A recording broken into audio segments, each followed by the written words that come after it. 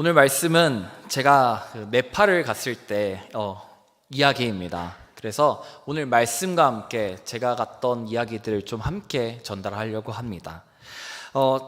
제가 첫 히말라야 트레킹을 가면서 정말 우여곡절 끝에 저 그 끝에서, 그러니까 전 세계에서 10번째로 높은 히말라야 ABC 그 안나푸르나 끝에서 받은 말씀입니다. 빛을 비추어라 라는 말씀입니다. 이후 네팔 현지에서 이 말씀으로 네팔 현지 교회를 다니면서 영어로 설교를 하면서 제가 이 말씀을 계속 묵상했던 것을 꼭 성도분들에게도 나누고 싶어서 오늘 가져왔습니다. 오늘은 그 말씀을 함께 전달하고자 합니다. 그리고 말씀 전하기에 앞서 우리는 먼저 좀 고통에 대해서 나눠보고자 합니다. 고통. 네, 목사님도 오늘 새벽 설교에서 그러니까 우리한테 왜 고통이 올까? 그러니까 비행기 사고라던가 아니면은 하나님을 잘 믿던 이가 질병을 걸리다던가, 그리고 또 우리 안에 있는 자그마한 그런 고통들, 과연 이 고통들이 왜 올까라는 것들을 우리는 항상 고민하게 됩니다. 크리스천으로 또한 살아가는 것에 대해서 우리는 어떤 특별한 고통이 아닌 일반적인 인내와 감내들을 또 우리는 각오하면서 살아가게 됩니다. 그러니까 우리가 세속적으로 살아갈 때는 아무런 문제가 되지 않았던 것들이 이제는 그리스도인으로서 살아갈 때 수없이 신경 써야 되는 것들이 많이 있다라는 것이죠. 그러한 감내하는 것들이 수없이 많다라는 것이죠. 장년분들도 너무 어려울 거고, 특히 무엇보다도 우리 청년들 참 그러한 어려움들을 겪습니다. 그래서 가장 큰 관심사가 이성관, 그 다음에 술, 이러한 이제 놀거리들에 대한 질문들이 참으로 많습니다. 그 중에 가장 대표적인 게 또 술이죠. 술은 세상에서 기본적으로 유흥의 대명사입니다. 근데 우리 그리스도인은 술에 대해서 분별이 필요하지요. 또 다른 예를 들어보면 도덕적인 양심이 그렇습니다. 그러니까 세속적이면 이게 아무것도 아닌 것들이 우리는 되게 찔림으로 다가올 때를 우리는 마주하게 됩니다. 그러니까 그리스도인들은 더 민감하고 구체적인 가이드라인을 갖고 있기 때문에 그러한 도덕적 찔림이 계속 있는 우리들이죠. 그러면 이제 작은 거짓말조차도 죄책감을 느끼게 될 때가 많이 있습니다. 또한 다른 예로 재정입니다. 그러니까 11조를 세상의 비기독교인이 가장 이해하지 못하는 헌금 중에 하나라고 우리는 알고 있습니다. 이러한 재정적인 헌금을 우리는 감내를 하죠. 왜냐? 첫 번째로 우리가 받은 재정을 첫 번째로 하나님께 드리는 것이 11조인 것을 우리가 알기 때문에, 그 모든 재정이 하나님이 허락하신 것을 우리가 알기 때문에 우리는 그런 헌금을 또한 11조를 드리게 되지요. 그러면서 시간과 또 우리의 노력을 헌신하게 되지요. 여러분, 참 그리스도인으로서 살아가는 거 쉽지가 않습니다. 참 많이 감내해야 할 것들이 많습니다. 설교에 앞서서 참 대단한 분들이라고 꼭 말씀드리고 싶습니다. 자, 우리의 이야기를 마쳤으니 이제 네팔로 한번 가봅시다. 정말 제가 네팔에 대해서 설교를 준비했는데 전 끝까지 그 하나님의 인도하심을 느낍니다. 오늘 현장에 네팔인이 있습니다. 심지어 제가 초대를 하지 않았는데도 이 친구가 꼭 우리 교회에 한번 오고 싶다고 해서 왔습니다. 이제 소개하자면 크리시의 룸메이트고요, 비크람이라는 네팔 친구입니다. 그래서 제가 이 네팔 친구한테 한 가지 질문을 하고 싶습니다. 혹시 there's a mic, right? The mic. 네, 영어밖에 못해서요. Can you introduce yourself simply?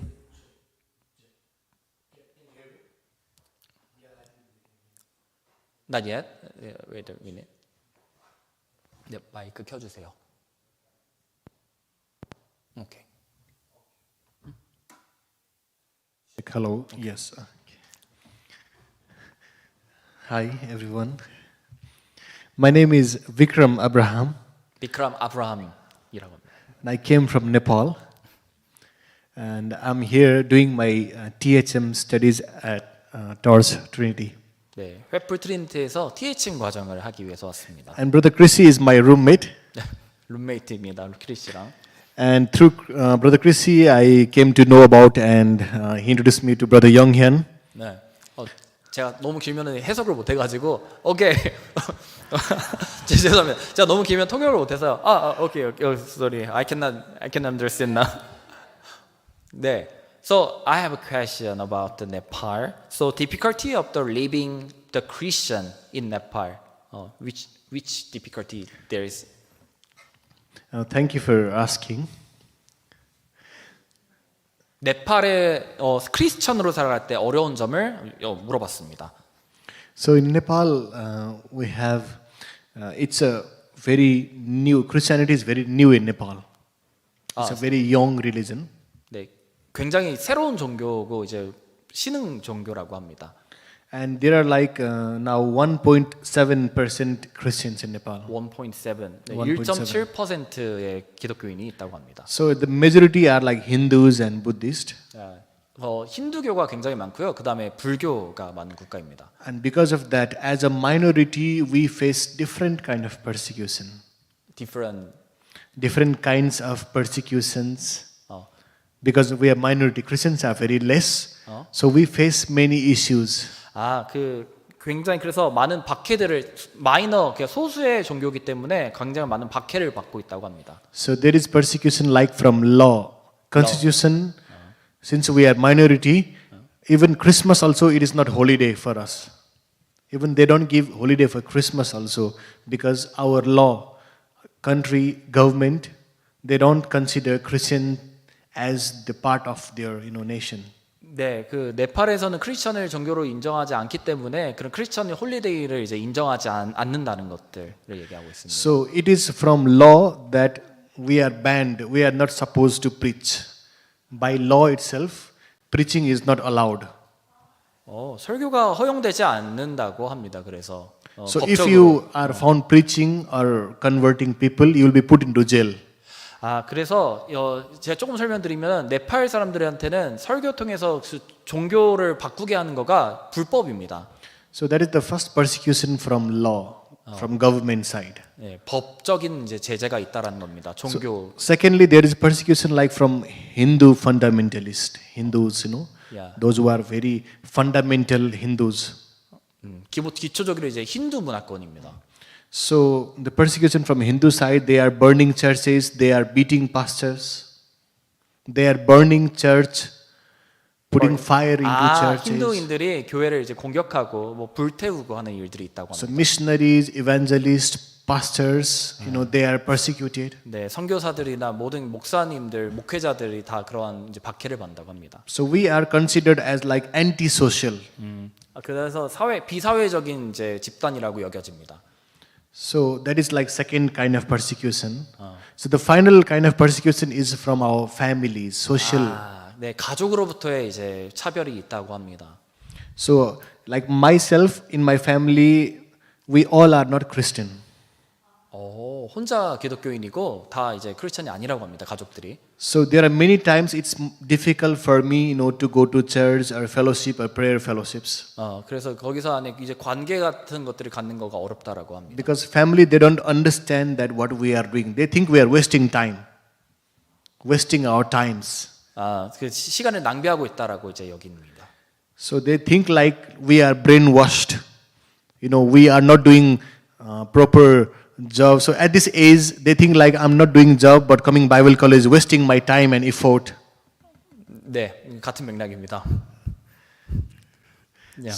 So that's how, family, emotional pressure, they will boycott you. They won't have relationship with you. Families, relatives, they don't want to talk to you. 네, 맞아. 이것도 이제 저 좀 설명드리면 가족 안에서 차별이 워낙 많아서 보통 이제 첫 기독교인이 생기면 가족에서 내쫓는다고 합니다. 문화권의 차이 때문에. So your relatives hate you because you become Christian. 네. And you are not following your religion that was from your grandfathers, your grandparents' time religion. You are forsaking, and they say that we are adopting a foreign religion, new religion. 왜냐하면 신흥 종교이기 때문에 이러한 차별들이 계속 있다라고 합니다. That's how they think we are not part of their family. 네, 더 이상 이제 그 가족의 일부가 아니라고. So please do pray for Nepal and for my family and my studies too. 네. 그래서 가족과 이제 네팔을 위해서 기도해 주세요라고. Thank you for this Thank you. time. Thank you for sharing. 네, 이렇게 길게 할 줄 몰랐는데 제가 설교하는 것보다 진땀이 등에 막 네, 나네요. 네. Thank you for sharing. 네. 그래서 네. 많은 차별들이 있는 국가가 바로 네팔이라는 국가입니다. 그래서 여기는 이제 주일도 공휴일이 아닙니다. 그럼 어떻게 예배드리냐? 토요일날 예배를 드립니다. 토요일날 하루가 공휴일이기 때문에. 힌두 국가이고 거기서 이제 여러 가지 어려움을 마주하게 됩니다. 자, 이제 마지막으로 제 여정에서 어려움은 또 뭐가 있었나 한번 얘기해 보죠. 저는 사실 이번 여정을 진짜 하나님의 이끄심과 함께 하심을 느끼면서 준비를 했습니다. 저는 원래 정말 유럽을 좀 가고 싶었습니다. 좀 쉬다 오고 싶었습니다. 그래서 기도를 하는데 자꾸 제 마음속에 요번엔 네팔을 가야 하지 않을까라는 마음이 계속 드는 겁니다. 그래서 네팔에 내가 아는 그 선교사 친구가 있는데 그 친구를 보러 갈 타이밍이 이번밖에 없는 건 아는데 좀 쉬러 가고 싶다는 마음이 있었습니다. 그러다가 이제 결국에는 유럽이 지금 알프스를 가기에는 비시즌이고 여행을 가기에는 맞지만 그래도 계속 네팔이란 마음을 주셨으니 오케이, 알프스 대신 히말라야를 가자 해서 이 결정을 하고 결정하는 순간 하나님이 모두 다 준비해 주신 게 저에게 먼저 연락이 온 그 어떠한 후원자의 형이 있었는데 연락이 끊겼는데 갑자기 제가 생각이 났다고 합니다. 그래서 그 형을 통하여서 이번에 네팔이랑 태국의 모든 이제 비행기 값과 체류비 같은 것들을 너무 크게 후원을 해주셨고, 이제 저는 이제 반면에 근데 베트남은 어떡하지 않는데 베트남은 또 우리 제자들 교회에서 또 이렇게 지원을 해주셔서 야, 하나님이 이 큰 재정적인 너무 많이 큰 비용이 드니까 어려움을 다 준비해 주시는구나. 심지어 히말라야를 갑자기 가게 됐는데 준비를 못했는데 이제 출국 하루 전날에 했던 수업 학생의 아버지가 트레킹 전문가, 매니아였던 겁니다. 거기에 모든 가방이며 장비들이 다 거기서 있던 겁니다. 그래서 모두 다 준비를 해주셔서 야, 이거 하나님이 다 준비를 해주시는구나 라고 해서 저는 이제 히말라야로 가게 됐습니다. 자, 그러면 모든 게 우리 하나님의 이끄심 속에 있는 걸 다 알고 계실 겁니다. 저의 여정도 그랬었고 우리가 크리스천으로 살아갈 때 우리의 삶 또한 네팔에서 살아가는 그들 크리스천 또한 모든 게 하나님 안에 있는 것들을 우리 알고 있습니다. 하지만 우리 삶이 다 꽃길만 펼쳐지진 않지 않습니까? 제 여정 또한 그랬습니다. 네팔에 발을 딛는 순간부터 모든 고난이 이제 시작이 되었었습니다. 제가 하루를 마쳤는데 그 하루 동안 수많은 일들이 일어났습니다. 일단 네팔에 기본적으로 비행기 결항이 수없이 많습니다. 제가 히말라야를 가려면 이 비행기를 타고 바로 이동을 했었어야 하는 스케줄인데 결국은 비행기가 3시간 연착이 돼서 차를 놓치고 현지에서 수소문해서 갔던 그 히말라야 트레킹을 이제 하는데 첫날부터 종아리에 근육이 확 올라온 겁니다. 그래서 하나님, 저를 인도하시면서 어떻게 첫날부터 저 다리에 근육에 쥐가 나게 하실 수 있습니까? 라는 원망을 했던 마음이 아직까지 있습니다. 그렇게 가자마자 네팔에 대한 인상은 좋지가 않았습니다. 일단 너무 더웠고요. 잘 때는 천장에서 쥐가 돌아다녔고, 그리고 화장실은 푸세식 이제 화장실이라 제가 가지를 못했던 기억이 아직까지 있습니다. 또 저 친구가 있어서 말하기 참 어렵지만 음식도 제가 참 먹기가 쉽지가 않았습니다. 그래서 네팔의 최고의 음식 중 하나가 신라면입니다. 신라면. 매일 그 신라면을 먹었던 기억이 있습니다. 네, 그렇던 제 이제 여정은 이 네팔이라는 곳이 굉장히 쉽지 않은 나라구나라는 마음을 이제 갖고 있었고요. 심지어 올라가면 올라갈수록 하나님의 이끄심이 있음을 내가 확신하는데도 고산병, 소화불능, 불면증까지 온갖 것들이 다 겹쳤습니다.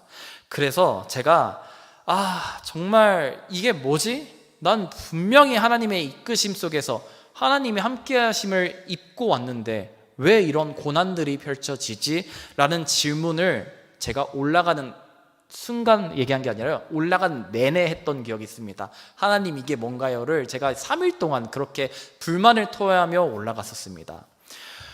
여러분, 우리의 삶 또한 아주 다르지 않을 겁니다. 어느 순간은 우리가 분명 하나님의 이끄심 속에서 하루하루를 살아갔고 새벽 기도로 하루를 드리고 금요 예배와 수요 예배를 드리고 주일 예배를 성스럽게 지키는 우리에게도 이러한 고난과 어려움들이 찾아옵니다. 그럴 때 우리는 이해하지 못하는 그런 질문들을 하나님께 던지게 됩니다. 그러면서도 나아갑니다. 왜 나아갈 수 있을까요? 왜냐? 어쨌든 난 하나님에 대한 믿음이 있기 때문에 내가 이해하지 못하는 상황 속에서도 네팔에서 크리스천으로, 우리가 이 한국 땅에서 크리스천으로, 그럼 제가 그 히말라야에서 죽을 것 같은 고통 속에서도 올라갔었어야 됐던 것입니다. 네, 하나님에 대한 그 믿음 하나를 붙잡고 말이죠. 우리는 믿음으로 나아가는 방법밖에 없을 겁니다. 당장 그 답을 알지 못하더라도 우리는 그저 하나님만 붙잡고 나아가는 우리의 삶입니다. 또한 제가 체력적으로 무너졌을 때 그저 하나님이 나를 이곳에 보낸 거에 대한 확신을 그냥 믿음으로 저 나아갔던 기억이 있습니다. 그리고 전 수시로 이렇게 얘기했죠. 다시는 하나님 네팔 땅에 오지 않을 겁니다. 그러면서 제가 올라갔습니다. 정말입니다. 자, 그리고 드디어 마지막 날이 되었습니다. 4일차 마지막 날. 히말라야 꼭대기에 오는 이유가 그 히말라야 꼭대기에 눈으로 덮인 안나푸르나, 마차푸차레 이러한 봉우리들을 해가 뜨는 일출을 보기 위해서 사람들이 옵니다. 그래서 그 황금빛으로 덮는 모습을 드디어 저도 목격하게 됩니다. 근데 그때서야 제가 이곳에 왜 왔는지를 알게 되었었습니다. 모든 고통을 뒤로하고 결국 4일차에 왔을 때 빛이 세상을 덮는 것을 보며 제가 이곳을 왜 왔는지를 알게 되었었습니다.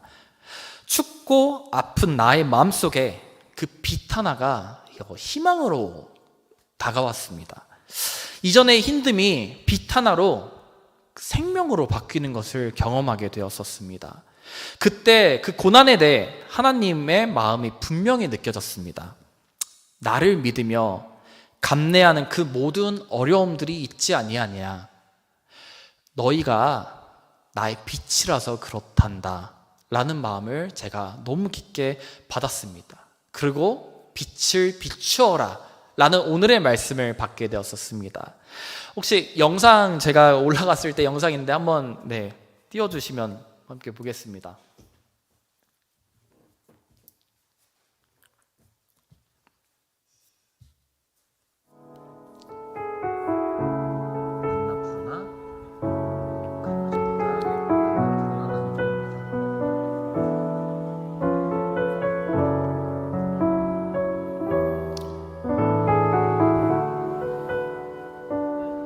빛이 사람에게 얼마나 희망을 주는지 여기 와본 사람은 다 압니다. 모두가 그런 빛이 되는, 세상에 빛이 되는 존재가 되길 소망합니다. 제 여정은 여기까지고요. 저는 이제 하산하고 내려가도록 하겠습니다.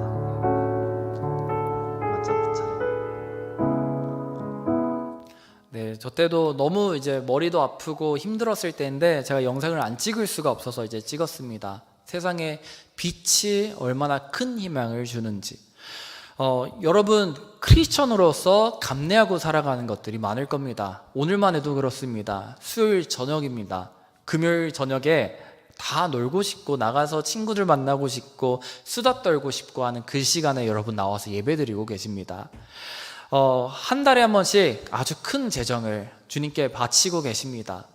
여러분, 세상에서는 아무것도 아닌 일이 우리에게는 도덕적 민감함으로 다가옵니다. 여러분, 그러한 어려움을 왜 겪고 계십니까? 제가 그러한 질문들에 대해서 오늘 이 경험에 통하여 답을 드리자면 하나님이 여러분을 귀한 빛으로 쓰고 싶어 하시기 때문이십니다. 여러분을 통하여서 세상을 빛을 비추고 싶어 하시기 때문이십니다. 오늘 말씀 제가 읽겠습니다. 어두운 땅에 큰 빛이 너희는 세상의 빛이라. 산 위에 있는 동네가 숨겨지지 못할 것이요 사람이 등불을 켜서 말 아래 두지 아니하고 등경 위에 두나니 이러므로 집안 모든 사람에게 비치느니라. 자, 오늘 말씀은 예수님의 산상수훈 말씀입니다. 너희는 세상의 빛이라. 우리를 빛이라고 부르십니다. 근데 이전에 이 빛이라는 이미지를 이 예수님이 그리고 이 성경이 어떻게 썼는지를 제가 찾아보게 되었습니다. 그때 첫 번째 이사야서 9장 2절 말씀에 이렇게 쓰여져 있습니다. 흑암에 행하던 백성이 큰 빛을 보고 사망의 그늘진 땅에 거주하던 자에게 빛이 비추도다.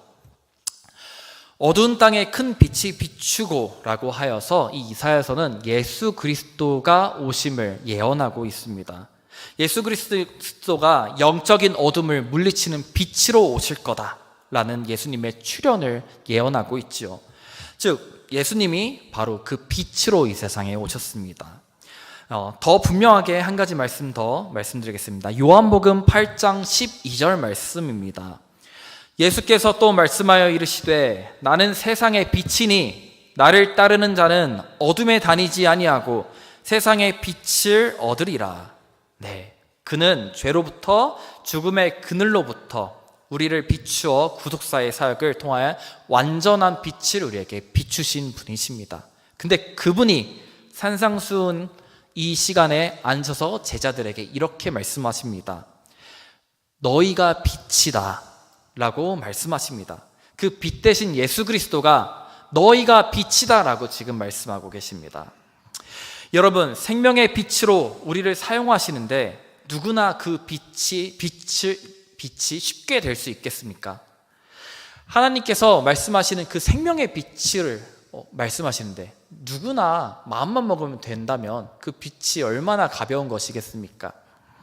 큰 힘에는 큰 책임이 따른다고 하지요. 우린 여전히 시련 앞에 넘어지고 쓰러져도 다시 일어나 예수를 닮아가고 싶어하는 이들입니다. 그러므로 우리는 하루하루 예수님을 닮아가며 온전한 빛으로 자라나게 됩니다. 여러분이 그 빛인 것을 믿으십니까? 네. 오늘 말씀을 듣는 청자들도 그러했습니다.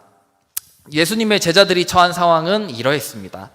그때 배경적인 설명을 제가 말씀드립니다. 자, 이스라엘은 종교적으로 혼란스러웠습니다. 많은 사람들이 하나님의 뜻을 제대로 이해하지 못하였지요. 심지어 제자들도 그랬죠. 로마 제국으로부터 우리를 독립시켜줄 왕이신 예수님을 이제 기대했던 그런 때였었지요. 그러므로 구속을 기다리고 있었지만 많은 이제 신앙적인 어려움들이 있었습니다. 바리새인들의 외식적 종교 생활이 있었고 더욱이 문화적으로는 로마가 이스라엘을 지배하고 있는 상황들 속에서 우상 숭배와 더 가장 큰 것들은 바로 로마의 다신론적인 문화, 그리고 그 중에서도 황제 숭배라는 중요한 정치적인 이슈가 있던 상황이었었습니다. 또한 기독교는 유대교의 한 분파로만 여겨지다가 결국은 이단이라는 판정을 받는 그런 상황 속에서 유대인들로부터까지 핍박을 받게 되는 상황이었었습니다. 그리스도인으로 살아가는 것은 참으로 그 시대의 그리스도인들에게 어려운 것이었습니다. 감내한 것이 너무나도 많았었기 때문이죠. 그러나 세상의 빛으로 살아가기 원하는 이들이었습니다. 산 위의 동네가 그들로 인하여 밝혀진다라는 것은 어둠으로 둘러싸인 곳이 그들의 존재로 인하여서 오직 그 한 존재만으로 인하여서 생명의 빛이 전파된다라는 것을 의미합니다. 예수 그리스도는 그들을 그렇게 사용하셨습니다. 그리고 그렇게 빛이 된 이들의 책임 또한 오늘 말씀은 전하고 있습니다. 제가 말씀 읽겠습니다. 사람이 등불을 켜서 말 아래에 두지 아니하고 등경 위에 두나니 라는 말씀이 있습니다. 원문의 이 주어는 사람이 주어입니다. 그러니까 사람이 자기의 등불을 말 아래에 두지 아니하고 등경 위에 두어야 한다라고 지금 말씀은 얘기하고 있죠. 그러니까 즉 그 빛을 드러내고 비추는 책임에 대해서 말하고 있습니다. 또는 반대로 가려버릴 수도 있는 선택은 우리 성도들에게 달려 있음을, 그 책임이 우리에게 있음을 예수 그리스도는 말하고 있습니다. 네, 그 빛을 비추는 책임이 여러분 우리에게 있습니다. 그리고 그 결과 이같이 너희 빛이 사람 앞에 비치게 하여 그들로 너희 착한 행실을 보고 하늘에 계신 너희 아버지께 영광을 돌리게 하라 라고 그 결론을 얘기하고 있죠. 마침내 하나님께 영광을 돌리는 그 결과를 지금 우리는 지금 보고 있습니다. 자, 고통 속에서 결과가 있었습니다. 저의 이야기를 좀 마무리 좀 하고자 합니다. 이 고통 속에서, 그러니까 이 최악의 네팔 땅 속에서 저에게도 결과가 있었습니다. 그것은 바로 한 문장으로 표현하면 최악이 최고가 되는 것이었었습니다. 제가 그 빛을 보고 내려오는 내내에도 소화가 되지 않았고 고산병으로 내려오는 내내 힘들었었습니다. 심지어 하루 만에 내려와야 되는 상황 속에서 거의 달리다시피 내려왔었지요. 그리고 내려와서 이 빛을 보고 묵상했던 것들을 선교제에 가서 5군데 교회를 다니며 제가 네팔 분들에게 위로와 격려를 했을 때 그 귀한 사역지가 점차 제 마음속에 들어왔습니다. 제가 이 설교만 끝나고 떠나면 다시는 오지 않을 거라고 다짐했던 이 네팔 땅에 그 선교지가 들어왔습니다. 여러분, 제게는 되게 큰 역사입니다. 왜냐하면 전 태국 땅만을 바라보며 횃불 트리니티 신학교에 들어갔던 학생이었거든요. 근데 저에게 새로운 선교지가 눈에 보이기 시작했던 것입니다. 그리고 나서 하나님이 나에게 말씀하시는 새로운 선교지가 이 네팔 땅이구나. 그리고 더 나아가서 혹시 제자들 교회가 갈 수 있다면 청년들이 내년에 이 네팔 땅을 꼭 왔으면 좋겠다라는 마음이 바뀌어 갔죠. 네팔에 있는 모든 이들이 사랑스럽게 보였었습니다. 그리고 제가 설교할 때 그 말씀을 듣고 위로받는 그들을 보며 하나님이 나를 이래서 이곳에 보내셨구나. 그래서 빛을 보게 하셨구나. 여러분이 네팔에 빛을 비추는 빛입니다. 어려움과 차별들, 가족으로부터 핍박들 속에서 여러분 잘 살아가고 계십니다. 하나님이 여러분을 위로하기 위하여서 자그마한 저를 보냈습니다. 그렇게 설교할 때 제가 그때서야 하나님의 의도를 알게 되는 시간이었습니다. 그 의도를 알게 되니 최악이 최고가 될 수밖에 없었습니다. 그리고 모든 게 끝났을 때 하나님의 은혜를 제가 한 번 더 발견했던 계기가 있습니다. 자, 모든 게 끝나고 한국에 돌아와서 제 이야기를 이제 나누었던 시기가 있습니다. 그때 제가 보지 못한 것들을 보게 되었습니다. 그러니까 제가 얼마나 무모했는지를 보게 되었습니다. 자, 좀 말씀드릴게요.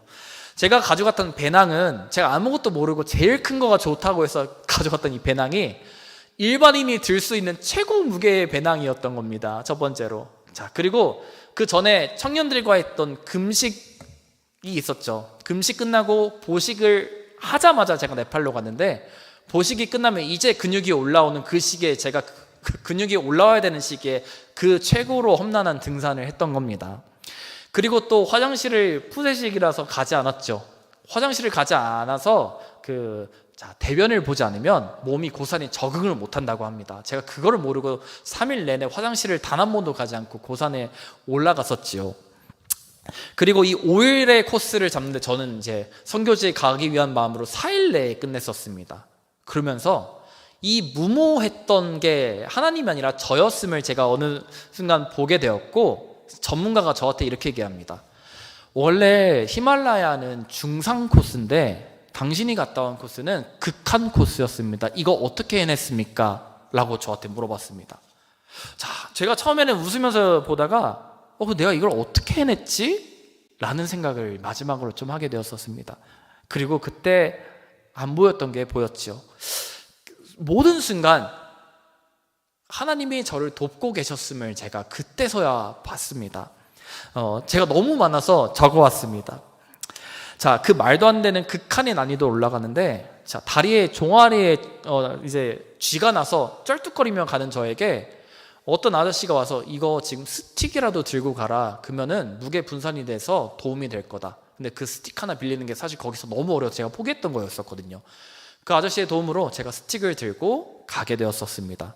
자, 함께 동료가 되어서 제가 이제 주변 네팔에 있는 거 동료가 되었는데, 너무 고산병 때문에 힘들어서 앉아서 제가 거의 포기할 것 같은 저를 야, 너 먼저 가 라고 하는데도 이 친구들이 아니, 우리 지금 먼저 가면 너 포기할 것 같아서 안 되겠어, 일로 와 하면서 이렇게 끌고 왔던 기억도 있습니다.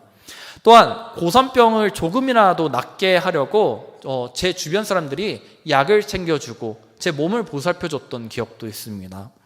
또한 꼭대기에서 마음이 지쳐서 꼭대기인데도 아무것도 안 하고 방에 누워 있었는데 제 옆에 한국인, 그것도 크리스천 한 분이 누워 계시더라고요. 그러니까 생각보다 한국인이 많지 않았는데 그 중에서도 이 혼자 온 등산객은 제가 처음 모았던 것 같습니다. 누워서 저 이렇게 힘든지 몰랐어요. 이거 정말 죽을 것 같이 힘들었는데요. 얘기하니까 그분도 저도 이렇게 힘든 트레킹 처음 봤다고 하면서 얘기를 하고 그 안에서 하나님의 묵상을 얘기했을 때 그렇게 위로가 되었던 기억이 있습니다.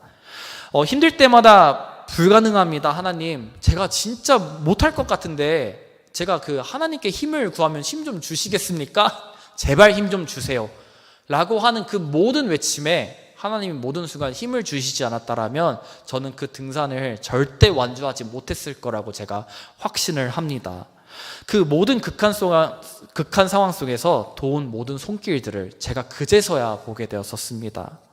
자, 이 모든 것들이 보이게 되었을 때, 그리고 하나님께 영광을 드렸을 때 고통 중에서 알 수 없었던 것들이 보였습니다. 그쵸? 고통 속에서는 나 이곳에 온 이유를 알지 못하죠. 고통 속에서는 원망받게 되지 못하죠. 하지만 그게 끝났을 때 하나님의 이끄심과 하나님 모든 순간 우리와 함께하고 계셨음을 우리가 보게 됩니다.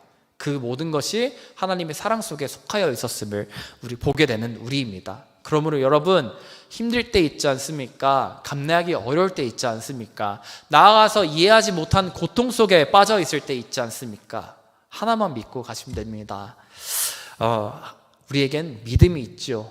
하나님 우리와 함께 하실 거라는 그 믿음, 그리고 그분이 우리를 너무나도 사랑하신다는 그 믿음, 우리는 그렇게 나아가면 됩니다. 하나님이 여러분을 귀한 빛으로 사용하실 겁니다. 2000년 전 이스라엘의 산상수훈의 말씀을 듣던 제자들을 하나님이 쓰시고 예수 그리스도가 쓰셔서 지금 우리가 복음을 알고 지금 이 시간 나누고 있듯이 네팔 땅에 그 어두운 땅을 비추는 그들을 인하여서 네팔을 복음화하려고 하는 그러한 신흥 종교로 세우고 있듯이 여러분, 우리를 그 빛으로 쓰실 것입니다. 우리의 삶 속에서 빛으로 살아가는 당신으로 인하여서 마지막으로 당신과 그 자녀가, 그리고 그 자녀의 자녀가 복을 받을 것입니다. 그리고 우리 주변이 우리로 인하여서 빛을 전파받고 그 빛을 비추는 하나님의 사람이 될 것입니다. 여러분은 빛이십니다. 그 정체성과 자존감을 갖고 살아가는 우리 되기를 소망합니다.